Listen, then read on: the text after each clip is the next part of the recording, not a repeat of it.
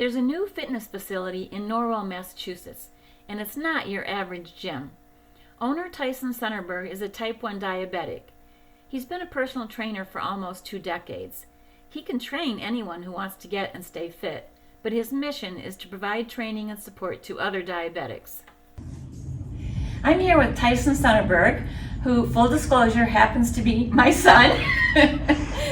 And he has a new gym called Type 1 Fitness, and we would like to find out more about it. So tell us, first of all, about your Type 1 journey. So I was diagnosed at college. It was when I was 21 years old. Not in the family. It was about a month after I had major shoulder surgery.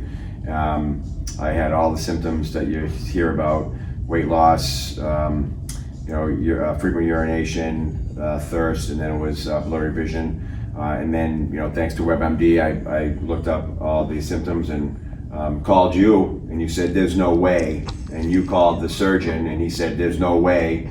And then you told me to go to the hospital, and then I was diagnosed. It happened to be Karina's graduation weekend, so you were coming up anyway, and I ruined it. You were both at UMass. Yeah. That was a very traumatic weekend, to say the least. Okay, so then you were diagnosed with Type 1.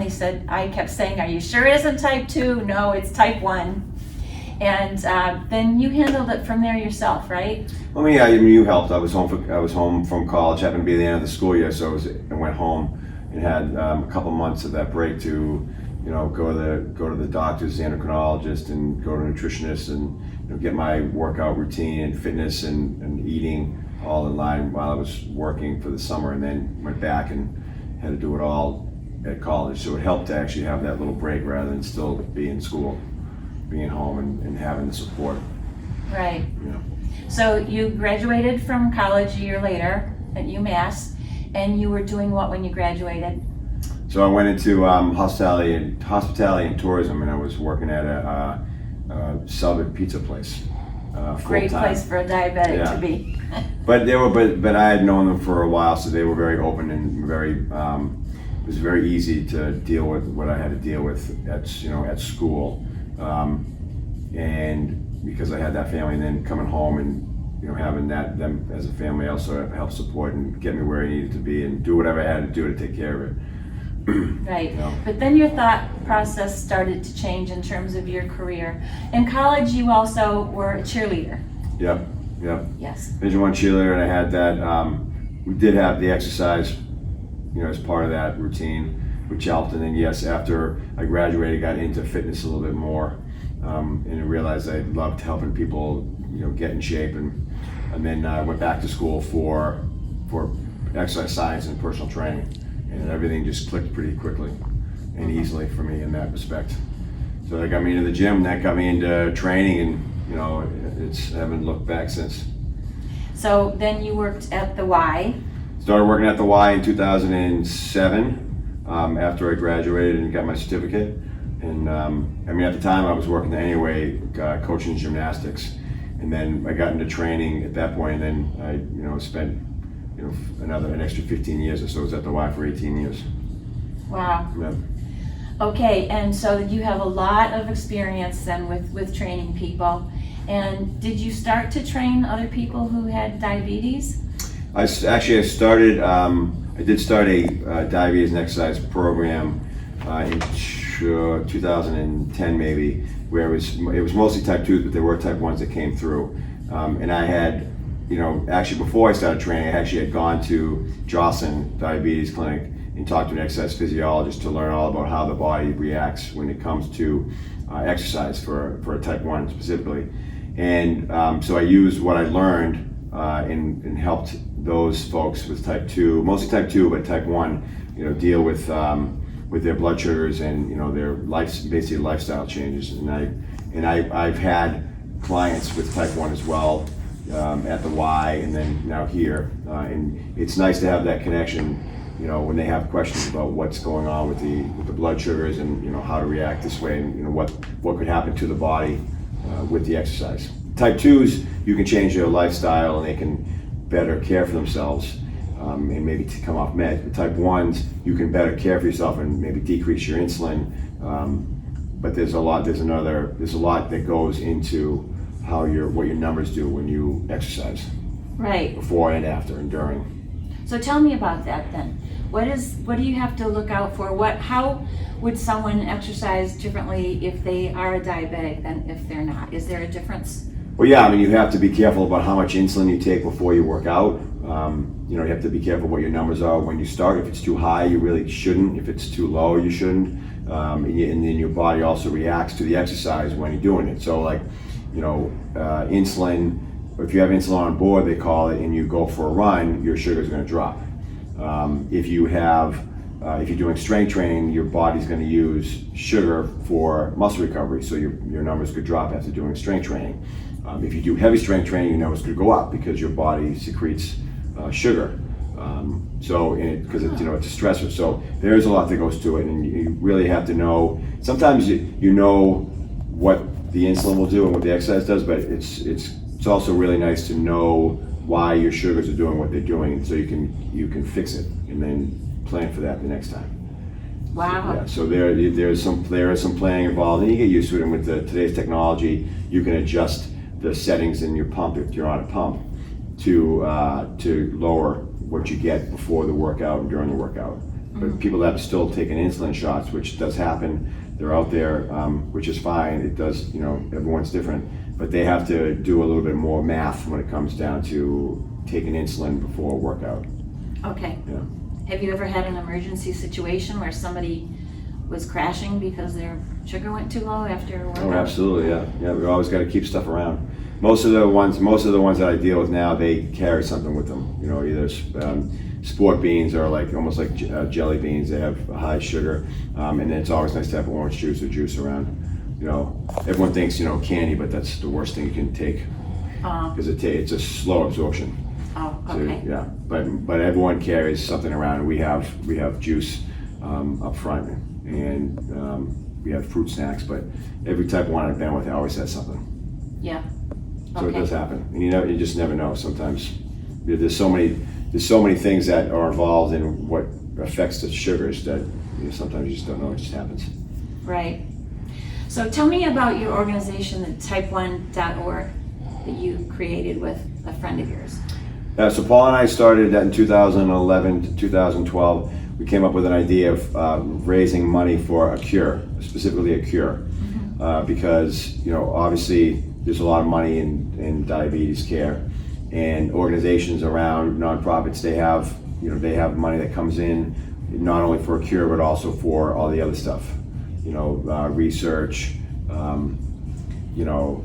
administration, you name it. And we wanted to create an event that would raise money and go direct to a project that was happening. We found one in Mass General, Dr. Faustman. She's working with a vaccine that already exists, BCG. BCG cured tuberculosis in the country. And they were like, yeah, we would love to take money. She's all philanthropy, so it's just getting money from drug companies or any big farmers, anything. It just basically comes from lemonade stands all the way to these big events that we ran. And what the trial, she's in her second phase of human clinical trials. What the trial has given folks with type 1 the vaccine, and what she's trying to do is basically kill the bad cells. Okay. So type 1s have antibodies, and these are actually called autoantibodies, which is basically the opposite. So it kills the cells that produce the insulin. So she's trying to find a way to kill those cells, Okay. so that the insulin producing cells can start generating again. And she's had success.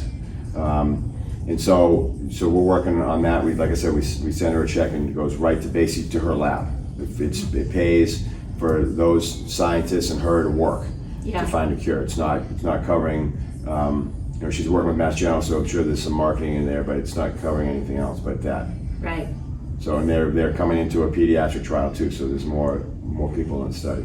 Right. That's great. Yeah. So we had the Renegade Run for 9 years, and then we turned it into golf. And the event went from a couple hundred people, family, friends, to we had like 3,000 at the last one, including volunteers and vendors. And then we had to change it over to a virtual run because of COVID. And then we've had 2 golf tournaments, which is great. To do all the do all the raffles and all the auction stuff. And then it allows us to create this this facility to do more. So then how did this facility come about exactly?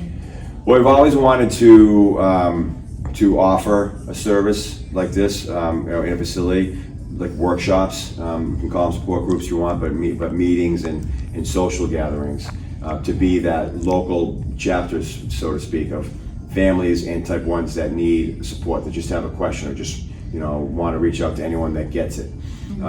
We went from just giving money to the cure, and then we added, actually it was right around when Elise was diagnosed, we added that it's called we added the component, yes, exactly, of offering financial assistance for those that need it, for either medical supplies or doc's appointments or type 1 camps, and then we added college scholarships. So we wanted to add that support and be that local group that could be reached out to by, if it was a parent or a spouse or a type 1 themselves for any questions. So now that we have a facility, we'll host those meetings here, and be that group. Okay, my kid was just diagnosed, like, if you have questions, you come here. Right. And then, because I trained, I wanted to make sure I could do both. So we wanted to have a facility where I could still train and you can do both. Right. And get those type 1s and get those groups, and then have that, have any lectures or anything we wanted. Get the whole component of wellness, because we've always been focused on fitness, research, and the cure. Right.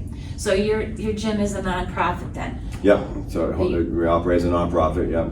We're working on grants and fundraising to run all the programs, and just getting people, so we've also been about awareness in the community, and wanting type 1 kids especially, or even adults, feel like they don't stick out.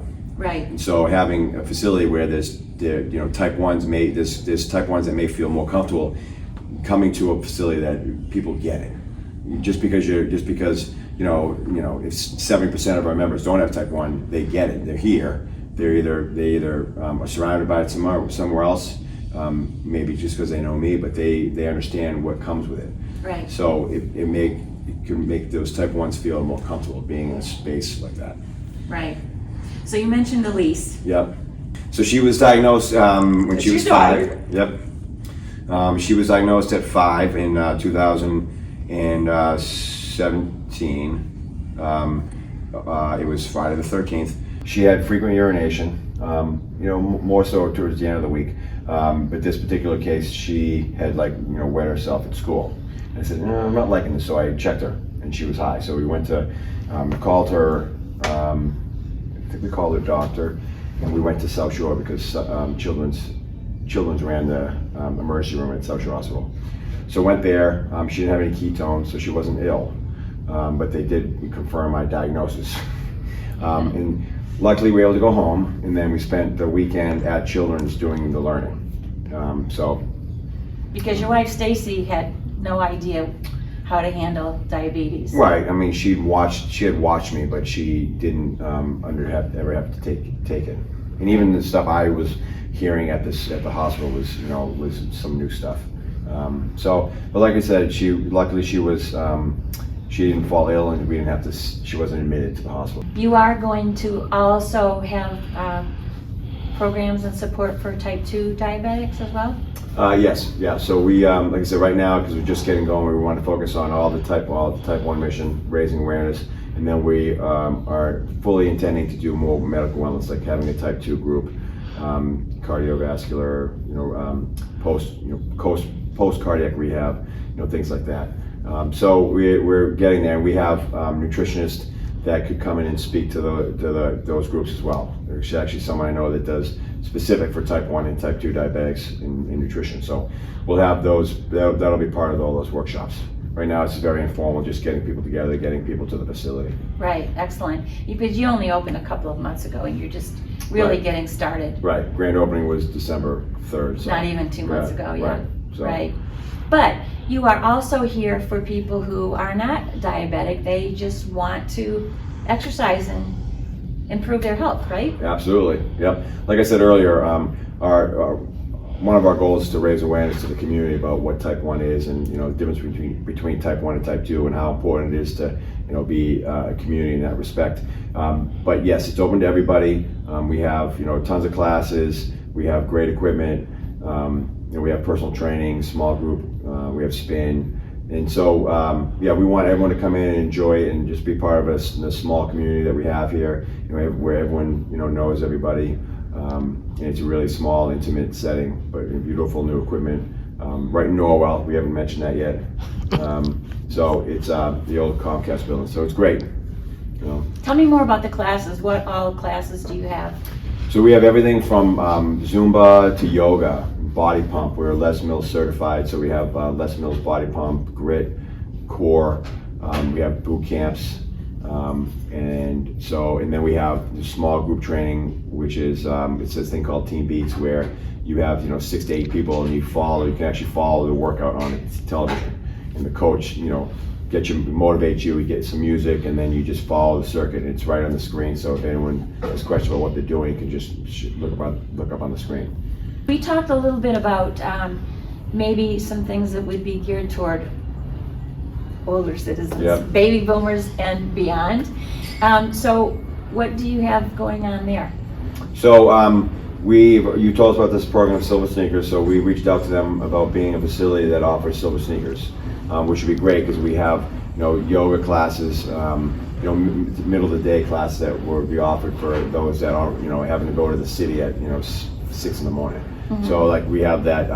There's yoga fitness with chair assist going on at noon on Wednesdays, and we have yoga classes that happen at like 10:30 in the morning, 10:30. We also have some in the evening. So those classes will bring in, in that I think Silver Sneakers would bring in that group that's looking for those types of classes. And of course, you can do all the other strength stuff too. This great equipment.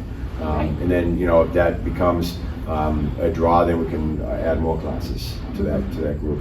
Because when you get to be our age, there's things you do have to be careful about. And so one thing is balance, because if you're elder and you fall, you can break bones more easily. Right. So it's important for people to think about things they can do to help their balance, right? Yep. And also, aren't there things you can do to strengthen your bones? Oh, without a doubt, yeah. The resistance training helps. We could even look into getting, I know Tai Chi is really good for balance, yoga is really good, so we can add programs like that when the demand is there. Yeah. And then also, everybody, not just elderly, need to get their heartbeat up every day, Yep. right? Yep. Yeah, I mean we have over a dozen cardio machines, and each one of them has a heart rate sensors on them if they don't have a watch that shows that. But definitely want to get active. I'm not saying this, I didn't make this up. There was someone else that was older made this up. We all know a body in motion stays in motion, a body at rest stays at rest. So this gentleman, this is a couple of years ago, said, a body in motion stays in motion. A body at rest turns to rust. That was his. I just copying him, but he said that, and he was your age, and he said that's what keeps him going, because he knows that if he stays sedentary too long, everything gets really difficult. So just movement, and this time of year, you have folks that might go out for walks all the time. But this time of year, and especially in New England, it's not easy just to go out for a walk. So getting That's here, true. walking the treadmill and doing a nice yoga class or anything. We have the great resistance machines, and stair mats and ellipticals are all safe. Right. It's just movement at this point. Yeah, and I say the less you do, the less you're able to do. Right. Which is absolutely true. You have to keep going, and some of the yoga movements and things like that is just motion that you lubricate your joints, and that's very important to help keep arthritis from setting in, for instance. So. But also you need range of motion to avoid. Sometimes you need a better range of motion to avoid falling or something like that. So you can grab onto something, or any kind of injuries. You need to have the strength as well. So right. You do the best you can to keep yourself staying strong and healthy and mobile. Right. Excellent. Well, this is a beautiful facility. Thank you very much. Thanks for having me. Appreciate it. You're welcome.